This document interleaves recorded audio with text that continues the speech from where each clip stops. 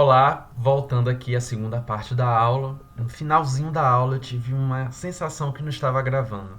E agora eu descobri que sim, estava gravando. Logo estou um pouco mais aliviado e vamos dar continuidade.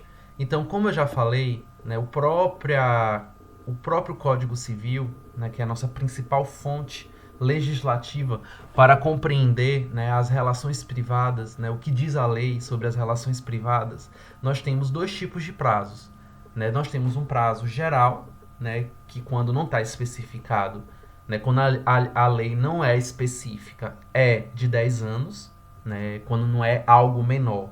Então, decorre, né, em 10 anos. E nós temos os prazos especiais, né, que são situações específicas que vão de 1 a 5 anos, conforme previsão expressa do artigo 206. Então, por exemplo, né, o artigo 206, parágrafo 1º, fala nos prazos de 1 ano. Então, a pretensão dos hospedeiros, né, em relação ao pagamento de uma hospedagem ou dos alimentos. Então, para cobrar uma dívida, né, decorrente de uma relação numa pousada, em um hotel, né, em um albergue, em um resort. Então, existe um tempo para agir em face de um direito que é violado, que é, né, 1 ano. Então veja que a lei aqui, né, deu um caso específico. Eu peguei uma tabela que traz alguns casos mais importantes, né? Então a pretensão, né, de haver as prestações alimentares, né, as ações alimentícias. Então uma pessoa ela não pagou a pensão alimentícia, né, em um mês. Ela tem, né, aquela pessoa que teve seu direito violado, né, o assistido, o alimentado, né, ela tem até 2 anos para ter as ações, para ter as prestações alimentícias que não foram devidamente pagas. Então, passou 2 anos, perdeu o direito de ação, não perdeu o direito. Estamos falando do direito a reivindicar, né, perante a justiça os alimentos que não foram providos, né, as prestações alimentícias. Então, não é feita a qualquer momento, por conta da questão da segurança jurídica. A pretensão de reparação cível de ato ilícito. Como a gente estudou na aula passada, né, existe uma pretensão para os atos ilícitos, né, que pode envolver um abuso de direito, por exemplo, são 3 anos. A pretensão para haver o pagamento de título de crédito a contar do vencimento, 3 anos. Estamos falando do quê? Estamos falando dos cheques, por exemplo. A pessoa deu um cheque, não pagou, não tinha fundos. Ela tem até 3 anos para cobrar esse crédito. Se ela não faz no prazo de 3 anos, a contar do vencimento, ela perdeu o direito de ação, a pretensão. A pretensão relativa a aluguéis de prédios urbanos ou rústicos. A palavra rústico ela remete aos imóveis na zona rural. Também 3 anos. 4 anos, pretensão relativa a tutelas, né? 5 anos, a pretensão pela cobrança de honorários, a pretensão de cobrança de dívidas líquidas constantes em instrumento público ou instrumento particular. Então são 5 anos, né? No caso de dívidas líquidas, de instrumento público ou instrumento particular. Então observem que temos prazos especiais de 1 a 5 anos. E estamos falando na pretensão. No caso aqui, de forma mais básica e geral, do credor em relação ao devedor. Então não se pode cobrar uma dívida, uma parcela, uma prestação a qualquer momento. Então isso é muito importante. Então, existem situações em que há impedimentos e que há suspensão dos prazos prescricionais. Quando eu falo impedimento, é o início da contagem de um prazo. Então, no caso das pessoas que são absolutamente incapazes, né, elas têm essa prerrogativa, ela tem esse direito, né, que há um impedimento do início da contagem dos prazos, é um obstáculo. E quando nós falamos em suspensão, estamos nos referindo a aquelas situações em que o prazo já se iniciou, ou seja, já começou a contar, né? E aí, por conta de uma condição especial envolvendo uma das partes, para, para a contagem dos prazos.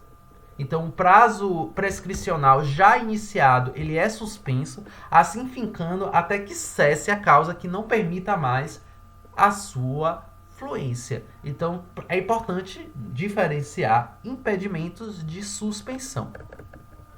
Então, observem aqui, né? Repetindo o slide, acabei repetindo. Então, observe, não ocorre a prescrição. Então, temos aqui tanto impedimentos como suspensão entre cônjuges durante a sociedade conjugal. Então, um cônjuge tem um crédito com o outro. Então, há uma suspensão. Aqui há um impedimento do início da contagem. Porque se haver a contagem, né, se haver essa pretensão, isso vai acabar com o casamento. Então, o legislador entendeu suspender, né? Aliás, ou suspender ou impedir a contagem, né? Entre ascendente e descendente, ou seja, entre pai e filhos, né? Durante o poder familiar, né? Então, especifica. Entre tutelados e curelados, em seus tutores e curadores durante a tutela e a curatela, né? Então, aqui é um impedimento do início da contagem ou suspende-se. Né? Também não ocorre a prescrição. Observe aqui situações bem específicas. Contra incapazes, a gente estudou incapacidade lá no início da disciplina, previsto no artigo 3º, contra os ausentes do país em serviços públicos, né, por conta de uma prestação de um serviço para a União dos Estados e pelos municípios, ou contra aqueles que estiverem servindo nas Forças Armadas em tempos de guerra. Então, há um impedimento ou há uma suspensão. Observem, né, que além disso nós temos uma interrupção, né, que são situações em que quando interrompe, né, o prazo prescricional, tudo que aconteceu até o início, né, da contagem deixa-se de valer, né, e vai ter que contar tudo novamente. Por exemplo, né, o artigo 202 ele traz 6 possibilidades. Então, uma citação que não foi feita, uma ação, processo, né? Um processo começou e aí ocorreu uma série de atos. Verifica-se que não foi citada a outra parte. A outra parte, né, o réu, o requerido, não foi comunicado. Então vai ter que citar novamente. Então há uma interrupção de todos os prazos e volta a contar desde o início. É uma situação em que acontece a interrupção, né? Então temos aí no artigo 202 as 6 possibilidades. Pessoal, estamos aqui introduzindo, diferenciando para vocês compreenderem esse instituto. Porque prescrição e decadência vocês vão estudar todo o nosso curso de direito. Né, em direito ambiental, em direito internacional, não se preocupem. Então aqui a gente está compreendendo, né, o que é esse instituto. Pois bem, então após comentar sobre a prescrição, é importante entender o que é a decadência. Então, enquanto a prescrição, em pouquíssimas palavras, refere-se à perda da pretensão do direito de ação, quando nós falamos em decadência, nós estamos falando na perda, não da pretensão, mas do próprio direito. Então, por exemplo, vou falar, como eu já dei o exemplo nas ações trabalhistas, eu vou começar, mais uma vez, exemplificando pelas relações trabalhistas. Se o reclamante, né, o trabalhador, ele tem 2 anos para entrar com a ação a partir do momento que finda o seu contrato de trabalho, ele tem que pedir os direitos dos últimos 5 anos. Caso contrário, né, o que for anterior aos últimos 5 anos, ele perdeu o direito. Então, essa é uma situação que é comum nas relações de trabalho. Então, eu entro com ação trabalhista. Na maioria das situações, eu só posso reivindicar, né, os últimos 5 anos. Aquilo que ultrapassar os 5 anos, eu perdi o direito. Eu não posso, né, Então, observe, quando o titular, né, então o pressuposto, né, para entender decadência é entender o que é direito potestativo, que é o direito de exercer um poder. Né? Eu exerço um poder, né, eu tenho um poder de exercer um direito. Então, quando eu falo em prescrição, eu estou falando em direito subjetivo, o pressuposto. Quando eu estou falando em decadência, eu estou falando em poder, o direito de exercer o poder em relação a algo. Então, quando o titular de um direito potestativo não exercer no prazo determinado, haverá uma extinção do direito. Então, a decadência, ela se aplica às ações constitutivas. Então, quando envolve a criação, a modificação e a extinção de um estado jurídico. Então, é a perda do próprio direito material. Então, observem aqui um quadro, veja um exemplo. Né? Uma pessoa casa-se com um criminoso sem saber. Então, existem as situações em que você pode anular o casamento, mas existe um prazo decadencial para que isso aconteça. Você não pode anular um casamento a qualquer momento. Então, a partir do momento que você descobre, né, que casou, né, um exemplo que dá, que você casou-se com um criminoso sem saber, então você descobriu quem era a pessoa. Então, a pessoa, ela tem um direito potestativo, ou seja, de anular o casamento, de exercer o poder, de pleitear a anulação do casamento sem que o cônjuge possa fazer nada. Então, exercer um poder em 3 anos. Se ele não fizer em 3 anos, ele vai poder anular o casamento, mas de outra forma. Não vai haver um processo, vai ter que convocar as partes e tudo mais. Então, caso ele não faça dentro dos 3 anos, ocorrerá a decadência. Né? Houve a perda do direito. Né? Ele vai separar-se, mas não é anulação. Você não vai anular o casamento. Então, vejamos aqui, né, um quadro comparativo. Então, prescrição é a perda do direito processual. Decadência é a perda do direito material, do direito propriamente dito. A prescrição, ela se inicia com a violação do direito.